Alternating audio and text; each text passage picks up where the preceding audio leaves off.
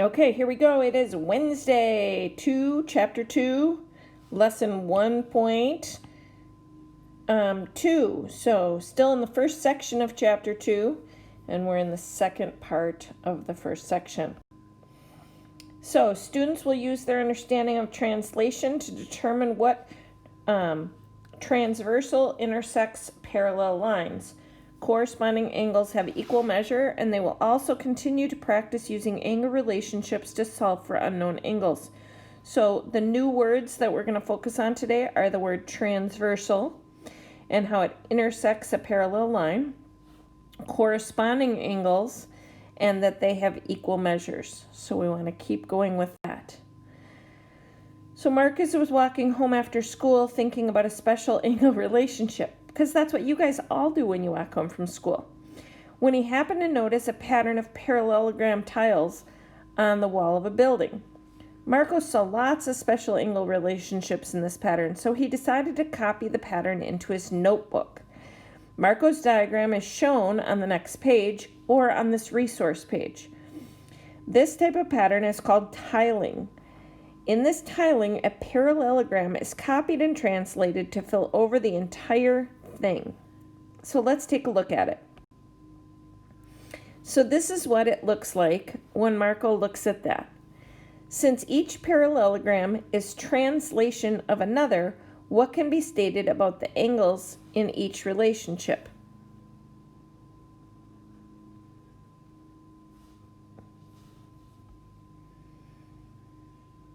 So it says use the technology tool or tracing paper to determine which angles must have the same measure. Well, I'm going to use a little red dot here, and I know that this angle is going to have the same angle as that. And the reason I know that is because it's just a translation.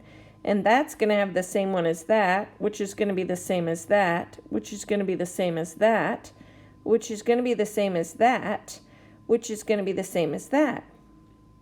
Now, I learned yesterday that vertical angles are congruent. So I also know that that is the same as that. And that is the same as that. And therefore, this is the same because it's translated up. And therefore, this is the same. And this is the same. And this is the same. And this is the same. So it then says color all the angles that must be equal the same color. So I want this one the same as this one. And you can use red or black or whatever makes sense. And how can you justify your claim? So it either is justified because you're moving this up to here when you translate, or if you happen to go this way because of vertical angles.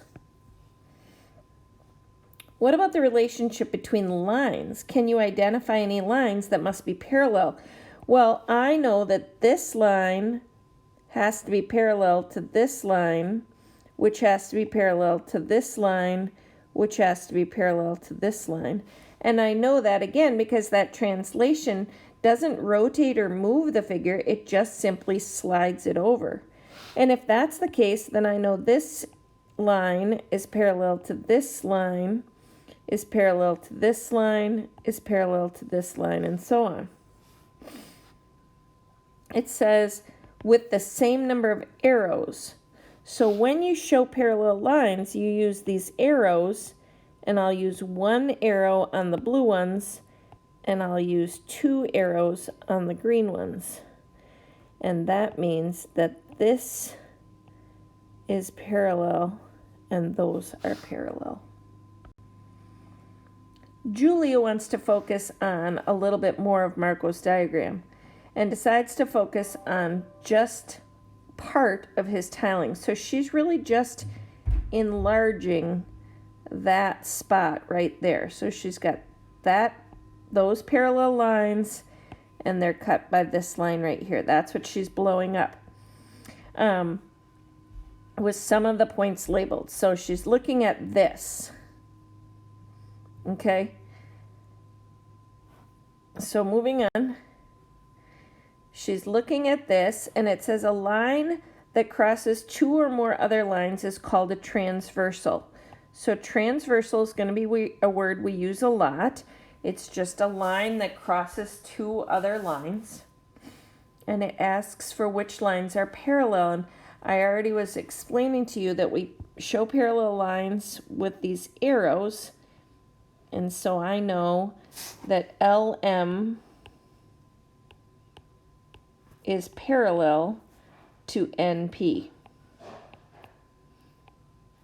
And those are both lines because they go on forever in both directions.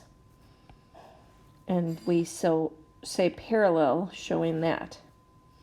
It says trace angle X on tracing paper and shade its interior. So if I were to take X, and I'll use this blue, and shade on tracing paper until it lies on top of another angle that matches it exactly, I could slide it up and it would match that angle exactly. Do you guys agree with that? Okay. Which angle in the diagram corresponds to angle X? So when you slide it around like that and it shows that it corresponds exactly, that is going to be angle B. In this diagram, X and B are called corresponding angles because they're in the same position at two different intersections of the transversal. So I would describe them as being above the parallel lines and to the right of the transversal.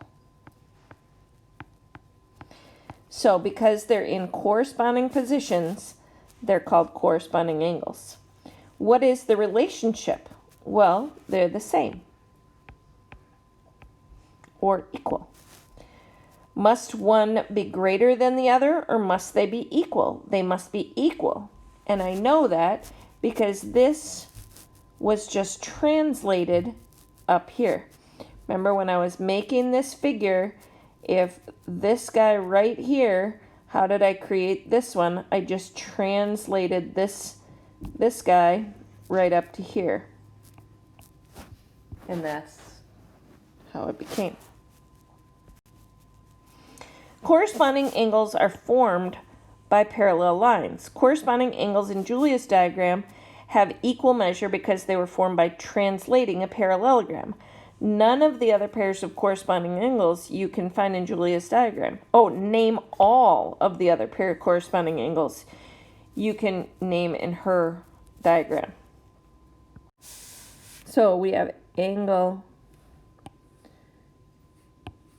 A and angle W, angle C and angle Y, angle D and angle Z were all the ones that were corresponding. I guess that goes right here. Suppose that B is 60 degrees.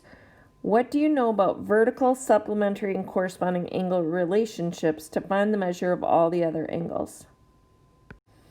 So what we know is if angle B is 60 degrees, then we know that angle X is also 60 degrees.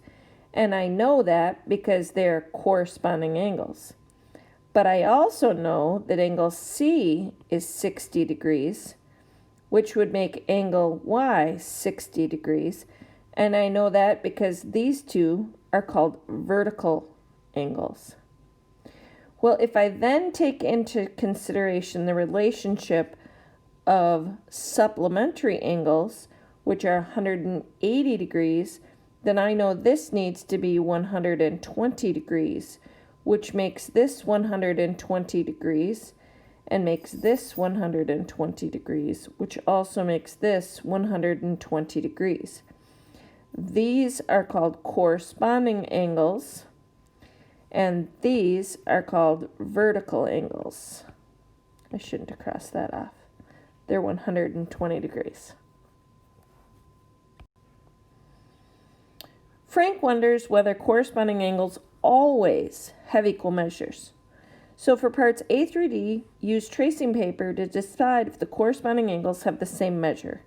So I'm going to go through and look just at corresponding angles. And corresponding angles, remember, are this one and this one, because they fall on the left side of the parallel lines above the transversal. So if I were to look here, on the left side of they're not parallel lines, but above the transversal. So I would say no, these do not have the same measure. Let's go back to here. If here's 135, above the parallel line to the left of the transversal, that looks good. And then here's your 135 on the right side of the transversal above the lines. And again, I have to say no, not the same. So it then says, then determine if you have enough information to find the measure of x and y. If you do, find the angle measures and state the relationship. So x is going to be 135 degrees because they're corresponding angles, and y is also going to be 135 degrees because those two are called vertical angles.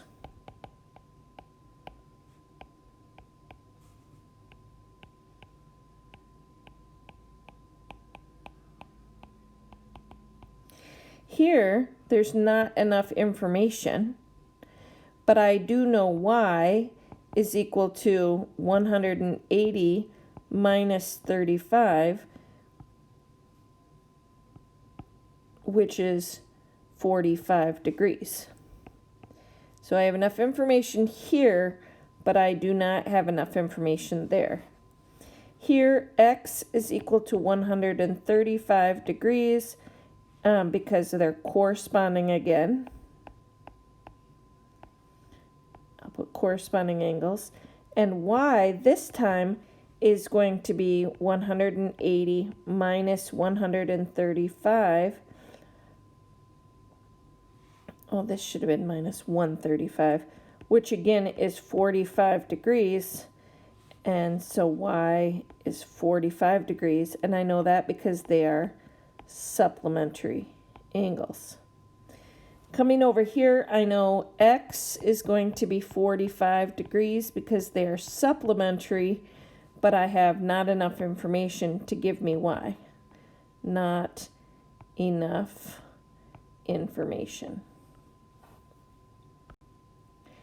Answer Frank's question. Do corresponding angles always have an equal measure? If not, when are their measures equal? So I would say yes, only if the lines are parallel. Conjectures are often written in an if-then statement. A statement in an if-then form is called a conditional statement. Make a conjecture about corresponding angles. If blank, then corresponding angles have equal measure. So if two parallel lines are cut by a transversal, then corresponding angles are equal. Prove your conjecture in part F is always true. That is, explain why your conjecture is a theorem. So if I have two parallel lines, I cut them by a transversal, I show you that this angle right here can be slid or translated right to here, then because they're in the same place, those corresponding angles have to be equal. So, because it's just translated.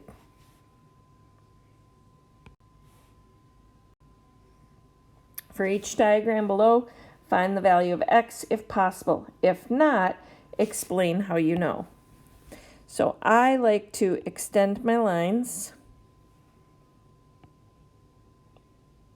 so I can see what I have. I would say because the lines are parallel, this line is parallel to this line because it tells me, and this line is parallel to this line because it tells me. So therefore, I know this angle right here is corresponding with this angle. I also know this angle is corresponding with this angle. So if that's x, then this is also x. I should go up to here.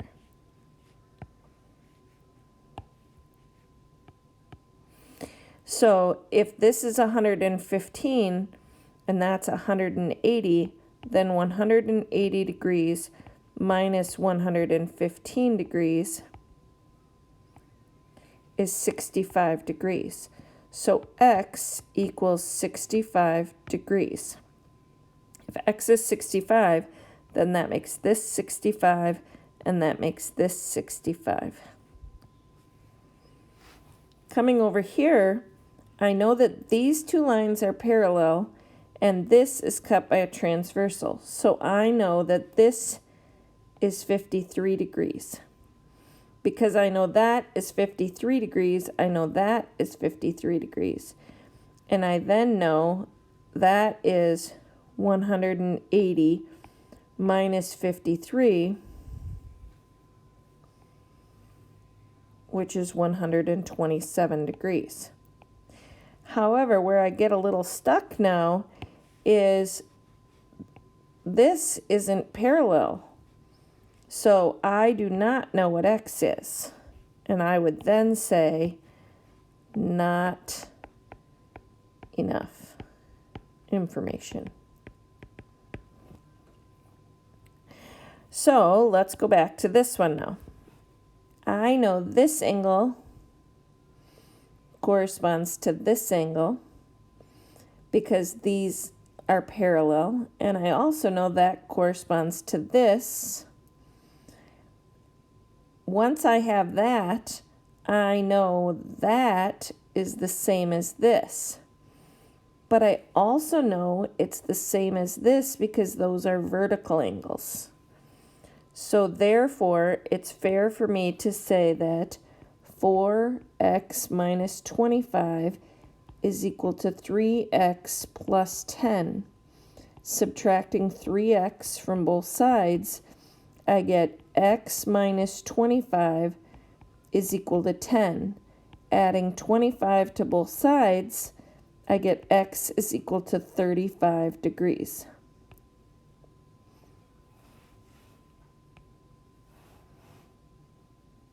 (35 times 4 minus 25, etc.) So we've come to the end of today's lesson. Remember, we're in Chapter 2, Section 2, and the math notes are naming parts of shapes. So you're going to want to make sure you understand, and again, they refer down here to prime notation. So A prime, B prime, and C prime, and you need to understand what it's talking about. They also talk about line segments, lines, and angles. Your review and preview for today is 19 through 23. Again, this means Chapter 2, 19 through 23.